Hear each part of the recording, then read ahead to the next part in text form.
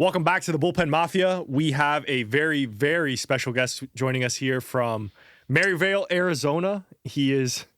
Let me start over. Why are you laughing at me? No, It's bro. funny. I don't laugh. Got rolling. It was good. Imagine people listening to be like, Maryville, you shit me? Just hit him with the We're Phoenix, keeping dog. this. That's We're good. keeping this. It's Just wrong. keep it going. The Valley. Welcome to the show, Brandon Woodruff. Via de Paz. Wood. Long time coming, Woody. Yeah, no, this is definitely a long time coming for our boy. And I told Toad before this. I don't know if I put it in the group chat with PD, but it's the first guest that we've had that all three of us have met. So I think this is a unique for us. And obviously having Woody, dear friend of mine, dear friend of PD's, one of the best right-handed pitchers in baseball. Two-time All-Star. One-time playoff home run hitter. Probably the last playoff home run hitter ever in the history. Fun For a fact. pitcher. Wow. Yeah. Hey, Yeah. how often do people talk about that with you? All the time, dude. All the time. It's like I guess, yeah, I'll take it. Ain't no doubt. I'm still trying to pitch my way into the hearts of people's minds, but yeah, the home run will never escape anybody's minds, dude. I've heard every story you can imagine, just like where people were, like what they were doing when it happened. So yeah. Woody, has Ohtani inspired you to beg for some ABs, maybe some pinch hit opportunity? No, dude. I don't know how he does it. Think about, I know how much stress it is on your arm. Obviously, I'm coming back from injury, shoulder surgery, from pitching. And then, bro, he goes out there and steals 40 bags and hits 40 plus homers. Like, you kidding me? And plays every day. This dude's an animal. Yeah. I don't wish it. I got to see 98 one time and I was over it. So Javi, wait. But we're gonna keep talking about Woody hitting. Woody has the most insane minor league hitting story, dude. So, dude, you remember that we're in Bradenton. We're in the Florida State League. Old Hickory was doing. I think it was Old Hickory. Or was it Chandler? No, it was B45. I'll never forget it. Me and Joe A-Raw was talking about it 2 days ago. Bro, so these guys are doing a bat expo. They have all the guys come and try bats. And this particular day, we had pitchers BP. So, dude, they let me try a bat. What are they going to let me try? I'm hitting ground balls to second base, bro. I'm doing, like, choppers. I'm doing bunting. Bro, Woody gets a bat, and this guy puts on a laser show, bro. Like, I'm talking about PD. I don't know if you were in the outfit, bro. There were nukes everywhere, bro. Like, Woody was there was a lot of good hitters that day. Woody had the best BP of anybody. But then, what you say the rest of the story, bro. You know what happened. Oh, God, dude. And so it all started like Joe A-Raw, our manager that year. He was like, "Hey, look, he's like B45's over here. You guys are taking BP." He's like, "Go grab one. Go grab one of their bats. I know you're a pitcher, whatever." So I was like, "Hey, yeah, mind if I grab one?" "Yeah, sure, no problem." Grab one, dude. I start raking. We're supposed to do situational hitting. We're supposed to, move the runner, this and that. I'm going like right center every pitch. So I'm getting after it, dude, and put on a show. And then the next day, I got to start. It's in Bradenton. It's 98 degrees. It's hot. There's nobody in the stands. And I pull my oblique the next day. So, I mean, you obviously know our trainer, Tommy Craig, unbelievable guy.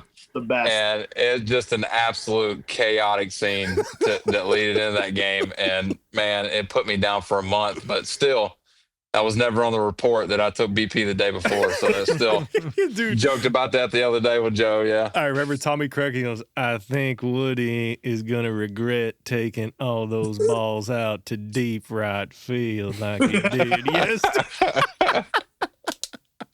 Oh, man. I mean, is Woody the best starting pitcher, BP taker that you've ever seen? Yeah, for me, yeah. Okay. And Wei Chung Wong was pretty good too. Remember he did that little Ichiro style, like he would but he had some hitter, juice. bro. He's Come slap on. hitter, yeah. But dude, Woody, you miss hitting at all? Is there any part of you that misses it? Not really. To be honest, completely honest, like the best thing about hitting was getting to hit like in the stadium, and we never got to do it. But like once a home series or whatever it was, we get to take BP on the field, and that was just the absolute funnest thing we could do. Rest of the time you're in the cage, but I mean, you didn't have to shag for 2 groups. So it's like you're hitting the first 2 groups, you shag the last group.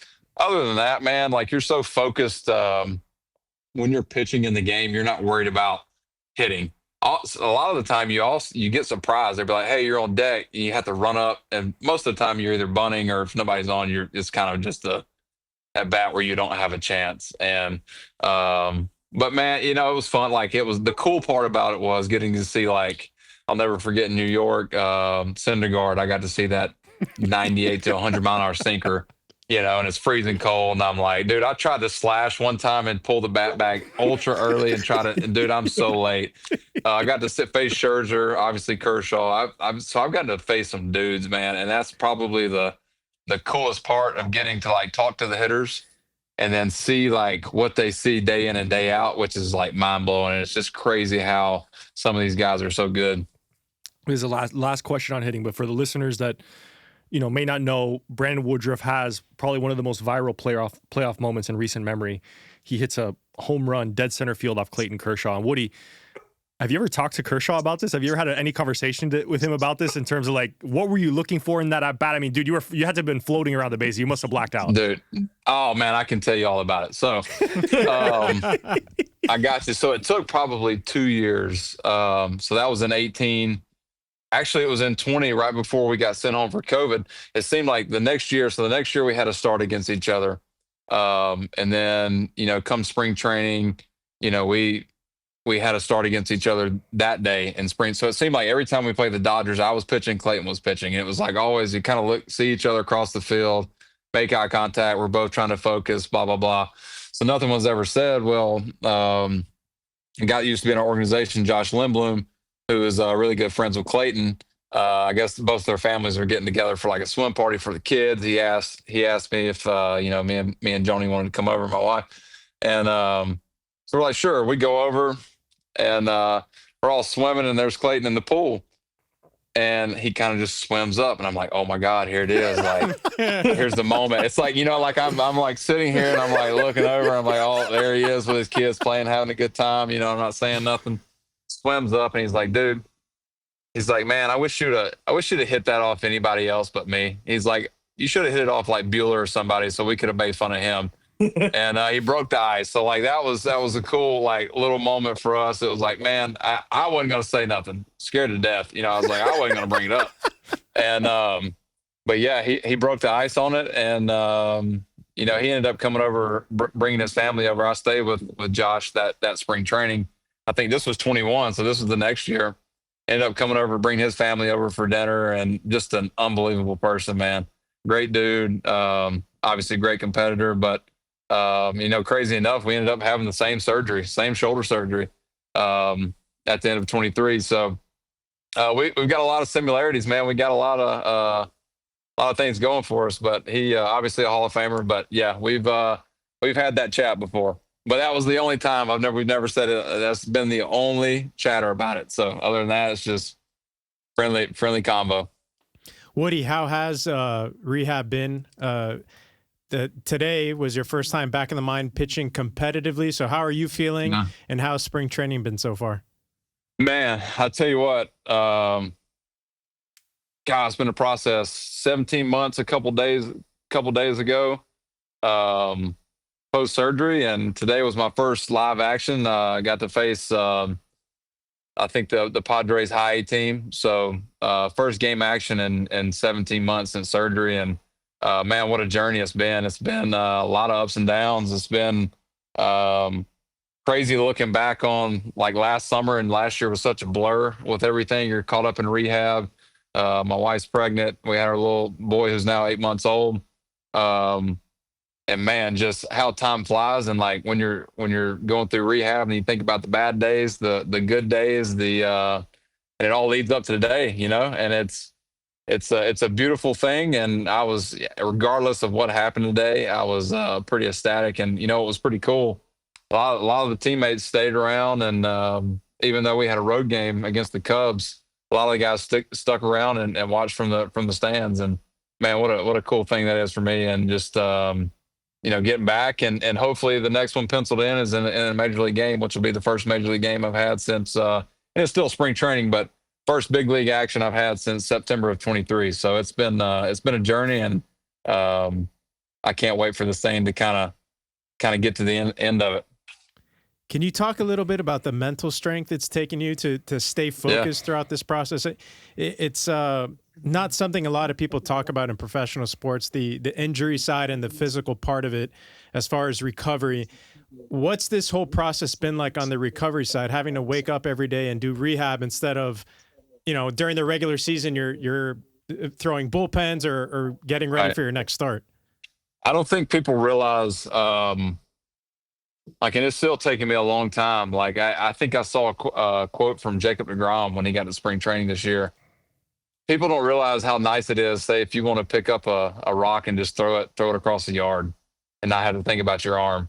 Like, you think about your arm every single day, and just waking up, going to the field, knowing you're not going to feel good, but knowing somewhere down the road there's going to be light at the end of the tunnel, and there's going to be a day where you feel fine. Maybe it's I got a new shoulder, so I'm learning this thing. There's going to come a time where there's light at the end of the tunnel. You put in all this work. And I remember, heck, there was times during the summer last year where the team was on the road and I would stay back in Milwaukee in rehab, and I would be throwing. And there was times I would just be down on my knees on the ground, man, like hurting. And nobody really knows about that just because it's not a big deal, man. You just go through it, and that's rehab. And it's just one of those things you have to go through. And honestly, it's like you get through a month and you're like, oh, man, I felt pretty good. And then you look back a month later and you're like, wow, like it's so much different. And it's just a journey of ups and downs. But I think it's important on the rehab side and the mental side, man, is just having a good support system, having a family, having things other than baseball to take your mind away from that. I think that's super important. I just mentioned a little bit ago the birth of our son. He's 8 months old now, and we had that going on, and my wife was pregnant and had him. And then after that, it's like, dude, I got a new baby here. Like I got other responsibilities, and but still have to go put in this work, and it all leads up to a minor league outing today, right? You know what I mean? Like, and just you look back on everything, and I'm sure, heck, I was nervous. I'll be nervous come the next outing, and it's just a combination of things. But man, it's when you really dig down deep into it, the journey is what is fun, right? It sucks missing so much time, but it's the journey of coming to the yard and doing the things you don't want to do, spending those hours in the weight room, in the training room, having the good days. Oh my gosh, y'all see that lightning? Oh my gosh, I'm moving inside. Holy smokes. We can't be put. Hey, hold on, we got it, dude. You might not need to edit that out. Oh my gosh, bro, our boy's trying to come back from shoulder surgery. Almost just got struck by lightning. Bro, he's gonna be like Wonder Boy. I need to go upstairs. Dude, holy smokes! This is like podcasting meets Blair Witch Project, bro. Let me. What do we got here? Look at this. Look, there he is. See him over there? Look at him too. That's it, dude. That's what it's all about. Just don't get struck by lightning. Hey, all right, let me find let me find a safe and secure spot. Can you imagine we had to tell the Brewers tomorrow that after his outing, Brandon Woodruff got struck by lightning with a bullpen? Yeah. Oh, doing a podcast with a couple former teammates. Yeah. Oh man, that's good. That's good stuff. That's good. Yeah, you're good. That'll work. All right, bro. I'm kind of shook up. I didn't know it lightened out here, much less rain in the desert. You kidding me? You guys getting rain right now? Yeah, we're about to get some rain. Oh, but no, man, just touching back on it, like it's just it's crazy looking back at it, man, and how fast 17 months can go. And you hear about it all the time. It's like the days are long and the years are short. You know what I mean? And it's so true. Like, I mean, I'm entering this is my 11th year in the organization. Wow. All with the Brewers, 9th in the big leagues with them. So, I mean, it's crazy. It's and still working to get to where I want to be, which, who knows? It might take a little bit longer than I want to, but heck, it may come back quicker. So that's part of the journey. What do you just touched on something that I think we always ask our guys, and we obviously we're bantering with you. We didn't ask you on the outset, but your call-up story, man, I know it. I think Petey knows it, but our listeners would love to hear what is the Brandon Woodruff call. It's one of the most unique, I think. I think it's definitely has never been replicated in Major League Baseball. So give us your call-up story. Oh man. And actually, it's funny you bring up all these stories. Jet Bandy, who was supposed to catch this day, was in camp, and we were reminiscing on it, man. We were just joking around in the training room talking about this day, but kind of knew it was coming. Got the call up from Colorado Springs, doubleheader in St. Louis. I think this was in June, middle of June at some point. Get called up, get there the day before, and it's like St. Louis, Missouri, day game. I'm throwing the first game. It's like hot, dude. Like, I mean, here we go again, 98 degrees. You know what I mean? And it's burning up, and I'm a nervous wreck. Like you go through all these emotions for your debut. You see that jersey in your locker for the first time when you walk in. Ooh. You're in a big league clubhouse. Oh man, it gets you going. And then you're trying to think about it. It's the buildup, man. It's what's is the worst part about it. And then once you get out and start doing your stuff, it's all your nerves calm a little bit. So, anyways, man, I'm getting ready, doing the routine I've done. I go outside, feeling good. Been in Colorado Springs, high altitude. The lungs are great. Like I'm jogging. I come back in from center field, and then it's like I start my normal routine. You know what's wild is like you might like this. I got video from when this happened, and so I'm going out doing my leg stretches. I go down to the leg stretch, and I feel like what felt like my hip like dislocate. Like this thing just like popped, and I like pop up real quick. I'm like, oh, I was like, I look around. I'm like, did anybody see this? And I was like, I pray to God this ain't like a hamstring. I've never pulled anything in my life. Sitting there, I kind of did some circles, did the classic, like, right here. And then I was like, all right, I'm gonna bend over and see if I can touch my toes. Dude, I got about halfway, and you talking about a lightning bolt from the back of my knee up to my butt, dude. And I was like, oh my gosh, I've pulled my hamstring. So I walk up, I tell our pitching coach, I was like, hey, DJ, I was like, I think I pulled my hamstring. And the look like he gave me was like, just complete like shock. He's like, you sure it's not a cramp? Blah, blah, blah, blah, blah. Like all of that. And I was like, no, I can't. I was like, I just popped my hamstring. So then, dude, we just take off. We start walking in, and I'm just like talking to myself. I'm like, oh my God, like I ruined my chance. How could this happen? Yada, yada, yada. And imagine laying in a training room. You just walked into a major league clubhouse. You got like at the time, Matt Garza, you got Ryan Braun, you got a bunch of these veterans in there. And I'm like, I'm so embarrassed, man. I'm so embarrassed. I was like, I just pulled my hamstring stretching. Like, how does that even happen? Who is this guy?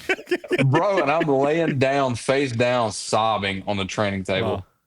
And just like I've ruined my chance. And think about this. I've been having to get this thing wrapped up and put full uni on and go back out in the dugout and watch a doubleheader, dude. And I'm sitting there just hot, sweating. I'm like miserable. And end up, getting through that. And I think a month and a half later, so my first 2 checks I earned in the big leagues, I say earned. I earned them through pulling a hamstring and sitting in Arizona rehabbing. And won't take it back either, And dude, so I think that honestly, I think things happen for a reason, and I think it led to the point where I had my official debut in Tampa, and I went like 6 1/3 shutty and got the win, and I think we won 1-0, and it was like a dream debut. You know what I mean? So then all that got washed away, and then I finally showed back up in St. Louis and conquered that place next time I pitched. So it was pretty cool. So awesome. Woody, how has your role evolved with the Brewers, being that young guy pulling his hamstring day one to now being an 11-year vet returning from injury? You're a leader in the clubhouse without question now. How have you taken on that role? Man, it's been gradual over time.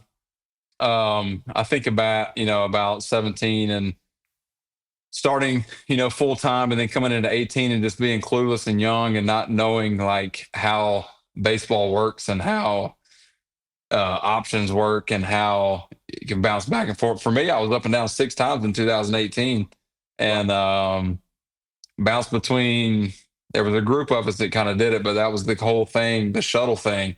And I was on that. I think I realized and I broke with the team in 18. I broke with the team, went to, we opened up in San Diego, and then I had my first start against the Cubs. And a weekend, I got optioned out. And just going through that and realizing after, probably the second or third time doing that this was probably going to be my year. And then leading to the point that led to 2018 in September in the playoffs for me that year, which was I think to this day is still probably the biggest point in my career where it helped me pitch in the biggest moments and pitch well. And I think I took that and just kind of ran with it. And, I've been lucky to be in Milwaukee for so long. And then you just I'm not a big vocal guy, but it's kind of more, I try to lead by action. And honestly, I'm only 32. I just turned 32, and I think I'm like the third oldest guy in the clubhouse. I think Yelly and Quintana have me beat now. So Quintana, I think, is in his mid-30s, but it's wild to think about, man. And I'm still a young guy in my eyes, and I'm still trying to get better each and every day and learn, and that's the cool part. Pete, you spin it like Quintana a little bit, don't you? Bro, I don't know if Quintana's got the type of breaking ball I have. He's a player. Hey, I don't want to bring this up, but also another story that got brought up. We still have our third base coach is Jason Lane, and I know Petey. I knew you were going here. He knew it was coming, dude, and he likes to brag on his swing. So I've heard this story multiple times. Hey, did he know it was coming, Woody? You know what? I'll ask him that. I'll ask him that tomorrow. Petey, how about that? Say the story, Petey. Say the story. Yeah, let's hear it. So spring training. What was it? It was. Woody, were you in the big leagues at that point? No, that was this 16. That was 16. That was 16. Okay. I was headed back to old Brevard County. Yeah. So the Brewers come to Biloxi for whatever reason, do an exhibition before they open up the season. I come in. I think it was the 8th inning, right? We got Lehner in the dugout. I see him at the top step. He's got the batting helmet on and back, getting ready to go. So all of a sudden, I'm warming up. I'm getting ready to go. But there's a ruckus in the dugout. I'm like, what is going on? I think Yachty led off the inning, right? But obviously he comes out to the on-deck circle, and nobody gives a shit about Yachty's AB. They're just looking at Lane in the on the on-deck circle.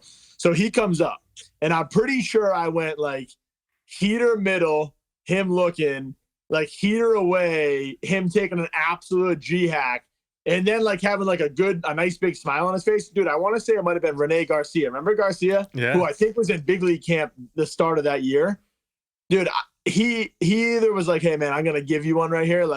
Hey, we'll just go fastball middle. You got it.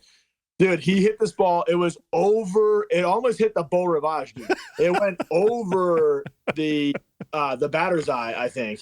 These dudes are all howling. He's rounding the bases. They hit him with the water shower after. But I'll never forget, Jimmy Nelson on Twitter later on that night, said something to me being hey, you think that ball's landed yet? And oh no, bro. Hey, Lucroy of all people gave him the old, gave him a chirp back and then slid into my DMs and was hey, bud, I wouldn't worry about it too much. That guy's got 50 in the show. Really not that big of a deal. Trying to be just a good dude. I'll never forget that, because at the time, obviously, Lucroy, big leaguer, all-star. That was sick. That was my highlight. That's tight. That's tight. Yeah. DM, yeah. I mean, yeah. So, Woody, you tell Lane tomorrow, man. Tell him, dude. I'm gonna ask him. I'm asking if he knew it was coming. Let's set the record straight. Let's get Petey's honor back, bro. I got it. When you came to Boston, dude, and we were on the field that day, and we talked to you later on. I think it was either that next day or it was that night. Cons came over with Lane, bro, and I swear it was oh my god, Cons will hit him hey, remember this guy back here? He hit an absolute guy. Hey, but Woody, it was so funny because they were acting like it was all cool and funny, but they were busting balls. Hey, let's go take a picture with them, dude. We'll go hang it up. We'll be hey, you were a great Brewer. Thanks for coming around. But really, it's dude, this guy hit a fucking nuke off you at 45 years old. You know what I mean? Bro, but man, dude, Lehner's a legit big league hitter too. No doubt. He had just gotten done. So it wasn't it was some coach just That's right. strolling out. Like this dude played in a World Series, played like right field for the Houston Astros in the World Series, so it's not, you know what? It's something. I mean, not that bad. I gave big league bomb. Bro. You know what I mean? Solo homers are okay, dude. Solo homers are no big deal, man. Just no biggie. Yeah. No biggie. Woody, it's interesting. You talk about the Brewers, man. It's your whole career, but from a fan's perspective, the Brewers are always in the mix, man. What's the secret sauce in Milwaukee? What do you guys do that every year in and year out, no matter who's on that roster, that seems like the Brewers got a chance in the NL Central? I think it starts with starts in the clubhouse, man. I mean, if you don't have a good clubhouse, it's hard to have a good culture. And I think the front office and Murph now and in the past counts, I think they've done a good job of putting the right people in the room. And when it comes down to that, then you get guys that play together and play for each other. I think that makes a huge difference. And also I think, we're pretty good analytically in terms of identifying guys who, maybe have bounced around a little bit, maybe have been up and down, and they identify something. You come to Milwaukee where, not a huge media presence, and it's a place where guys can get comfortable. And I think that's a huge part of it. And you know what, we're always kind of the underdogs, and that's a fun place to be. And I think that is just kind of our MO and how we play the game of baseball. And I think that's why we've had success. But that foundation was laid, early on. Fortunately, I've been a part of it, playoff 6 out of 8 years. And I think that's cool. Like you don't get that opportunity. Most guys don't even make it to the playoffs in their career. And I've been able to go 6 times. So it's been pretty cool. What do you, in terms of your season, obviously you're ramping up from surgery. What in terms of your what does success look like for you and as a pitcher and getting back to your normal self? When Brandon Woodruff looks back at the 2025 season, what would determine success for you? Health, man, health. Being being available, but and that's what I've tried to pride myself on. It just got to the point where I couldn't go, and I had to go. Sorry, did y'all lose me there, or am I good? No, we're good. All right. And just getting to a point where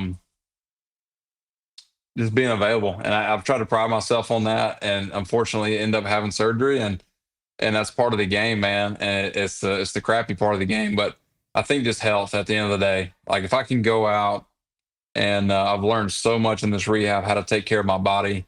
And hopefully that serves me all going forward. And honestly, just health and not really just not looking at stats. It obviously be hard to do because this is a performance-based industry. And but at the end of the day, I know if I can get back to myself and be available and be on the field, then I know the type of pitcher I can be. So honestly, just getting out there and pitching every 5 days, man, that's the goal. And if I can do that, I think I'll be fine. Let's go, man. Dude, people don't realize, like, I was Woody's roommate for a while, man. This guy's a freak athlete. So, like, Woody, how many sports you play in high school? You've seen it, dog. Come on. You've seen it. Come on. You've seen it firsthand. Like, bro, I'm asking you. I know what success looks like, but dude, you're a good athlete, bro. Like, people don't realize. You were the quarterback in high school, right? Quarterback. I love basketball. Is my favorite sport growing up. Hold on. Hold on.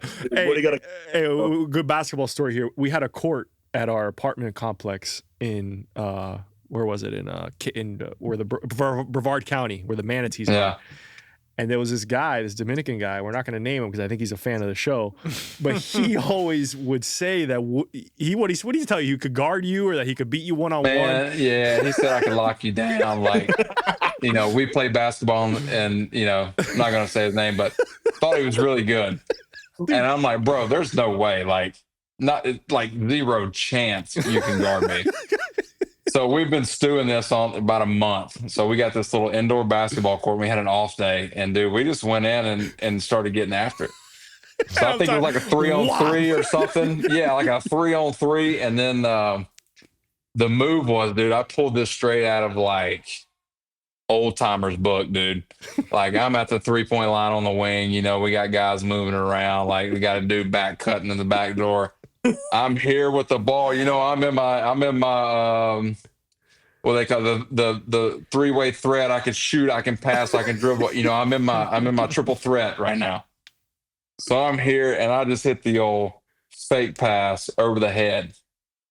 And my man goes, he's looking for the ball, dude. Looking for the ball. And then he turns around and I'm just smiling and I just step back and I hit this beautiful 3, dude. Nothing but net. And I taught him a little bit about some basketball. Woody's cold. Woody, how's the golf game in Arizona right now? Dude, it was, you know what? I didn't play that much this off season. I've stepped foot out here and it's beautiful weather. And it's like it just turns my game on, dude. Turns my game on. I love it out here. I love playing golf out here. The ball goes so far. But I haven't played in a couple weeks. Been trying to get ready for this first live outing. But man, golf game's in a good spot. And that's another sport I love. I absolutely love golf. Woody, remember how many times, bro, when we were in Brevard, you were the only guy that would ever even like think twice about it. Remember, I'd be like, hey, Woody, like we gotta head up to Jacksonville, bro. Like we can get a TPC Sawgrass tee time for $375 on Thursday at noontime. And I was like, bro, what? Like remember, it was 105 degrees though, like us in dead summer. Nobody Sawgrass at the time, bro. But you were the only one that would have applied. Drop it. Yeah, you don't drop it. Yeah. I don't care, dude. You want to go play golf? I'm not pitching the next day. I will go anywhere, anytime. Dude, I'm down to play some golf. That's what I love about you, Woody. And you're good too, bro. You know? Woody's, we had a couple instances we were minor leaguers in Arizona, me and Woody, and we weren't trying to pay a whole lot for golf, man. So me and Woody found some cheap municipal course in Maryville, Arizona. Villa de Paz. Villa de Paz. Go check it out. It's a great municipal public course. But dude, there was a couple times where Woody could hit it a long way, bro, in that Arizona air. And dude, there were these little kids, they would just finish school and they'd be riding bikes in the middle of the fairway, bro. They'd be like going right in front of your ball. And dude, I remember Woody's like, we got to go, bro. We're teeing off. And I mean, these kids didn't move. They didn't flinch, bro. And I'm talking about balls flying over their heads in the fairway like nothing, dude. So I know. This was the first time I heard of remember that was a no frills course. That was the first time I ever heard about it. And I'm like, what does that mean? Basically, they take care of the green and the that's tee about box. it, yeah. And the rest of the grass is no good. No bueno. Woody, you're a Mississippi guy through and through. Not a lot of people. Oh, yeah. Not a lot of people know this though, but except for his haircut. Is it true that you went to the same high school? You're from the same town, Tupelo, Mississippi, as Ray Shremmerd? Well, I was born there. I didn't go to high school there, but yes, he is from there. Also, Soulja Boy is from Mississippi. Deep cuts, bro. Yo, your walkout song, maybe Ray Shremmerd? Hey, I might have to get on it. Actually, I don't know if I can do it. I've been rocking this Luke Bryan, What Makes You Country, for like 7 years now. It's been good to me, dude. And superstition, like I can't change you on can't that. change it up. You can't change it up. But yeah, he's from Tupelo. Yeah, no doubt. Is the Egg Bowl the most slept on college football rivalry? Of course, dude. Kidding me? I know you guys got, down in Miami, you got Florida State, Miami, whatever. Come on. Mississippi, buddy. It's cutthroat. They got to change when it's played, man. I'm trying to get out there. I'm not going to make it on a Friday night. You guys are trying to come, man. We can go. I haven't, you know what? I didn't even go to one Mississippi State sporting event this offseason, which I'm a little upset about. I usually go to a lot of basketball games. I enjoy basketball. But yeah, man, the Egg Bowl, it gets nasty. We're going to get out there for an Egg Bowl. That's on Toad's bucket list. It's up live from the parking lot too, Javi. Maybe a little live tailgate show. We're not going to the Grove. What is it in the Grove? In is in we ain't going there. We ain't going there. The junction. We're going to the junction. We're going to the dog. Stark Bowl, Vegas. baby. Stark Vegas with the damn cowbells. Yeah, that's right, baby. And the thing is with the cowbells, like you don't go buy your own self a cowbell. Somebody has to gift you one. So if you come down and tailgate, you have to get gifted a cowbell. Yeah, you can't go buy your own. Hey, do they let people from Boston and like in? Buddy, I don't know if you can handle the heat down there. So I don't know. You're right about the heat, bro. That's for sure. But the food, you can handle the food. That's what it's all about. That's for damn sure. Hey, Woody, what in terms of like, you're coming down to the 305 in July. You got another 305 guy on your team now, Nestor. I know you always gravitate to those 305 guys. You had Gio Gonzalez, now you got Nestor. You love the aceres, bro. Tell us about Nestor's addition to the pitching all you staff. guys are the exact same. That's what I've learned. You guys talk the same. You guys act like, I'm like, bro, it just, they breed them the same in the 305. I'm like, I like them. They're just some boys. Like, it's just Nestor's awesome, dude. He strolled in his first day. He ended up hooking the boys up with like a mobile coffee truck. Oh, nice. Nasty Nestor Cafe, dog. First day. You get some of that Cuban coffee? You get Cuban coffee, Woody, or no? No, I don't think they have that, but I don't know if I want that, buddy. Hey, you tell Nestor tomorrow you want a colada. Say, Nestor, I've been told I need a colada. Say it just like colada. that. But just don't drink the whole thing at one time. Is that like a Dunkin' Donuts colada, Javi? No, hey, buddy, that colada will put you on Mars, brother. That thing will... But listen, the same thing I did with you when we showed up in Helena, Montana together. I'm like, what are my Latino brothers saying over here? I need you to translate for me. Like, I gotta, you know what I mean? I gotta be in on the conversation, dude. I'm trying to bring the clubhouse all together. Like, I gotta know. So. Hey, PD, I see Woody come down to Miami. I don't know what year this was, bro. And I guess Gio, what car did Gio give you that weekend, Woody? He was in a Lambo, bro. What a story, dude. Well, you remember first instructs 2015. We're like going to a Suns game or something like that. I've never seen a Lamborghini in my life. Like, you know what I mean? Uber had just come out, whatever. We're taking Ubers. I'm appalled by the Uber concept. Like, didn't even know this was possible. Somebody else, you can pay somebody else to drive you. Like, you can it's crazy. So I'm experiencing all this stuff, Lambos. Javi's like, yeah, you see these all the time. You know, they're in my neighbor's yard, whatever. Yeah, you know? And so we get to 2019, Gio Gonzalez on the team. He I hadn't been to Miami yet. This is my first trip coming up. And we got to talking about cars. I like cars, whatever. And he's like, bro, gotcha. He's like, I got a Lambo. I'll hook you up. And I'm like, nah, dude, I just want to see one. You know what I mean? I just want to open the door. Yeah, you got a toy. Yeah, come on.